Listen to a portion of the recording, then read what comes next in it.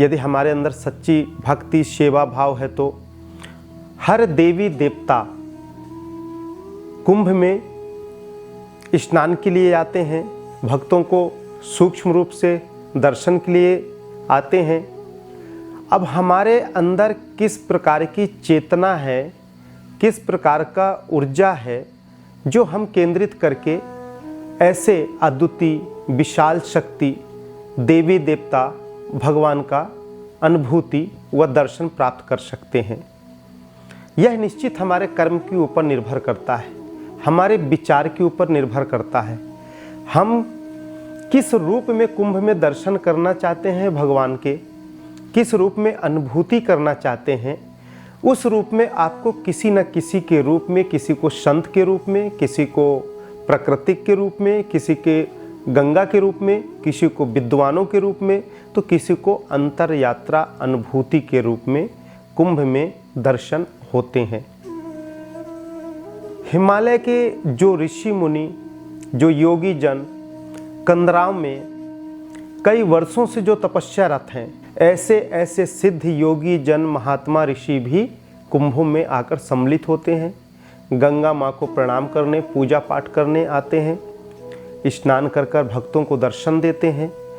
कुछ संत, कुछ ऋषि तो ऐसे आते हैं जिनको हम बाहरी दृष्टि से देख भी नहीं सकते, उसके लिए दिव्य दृष्टि की आवश्यकता होती है।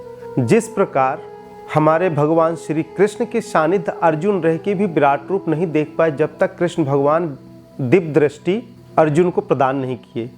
तो कुछ अनुभूतियाँ, दर्शन बाहरी चक्षुओं से नहीं कर सकते हैं, बाहरी दृष्टि से नहीं कर सकते हैं, आंतरिक दृष्टि की आवश्यकता पड़ती है।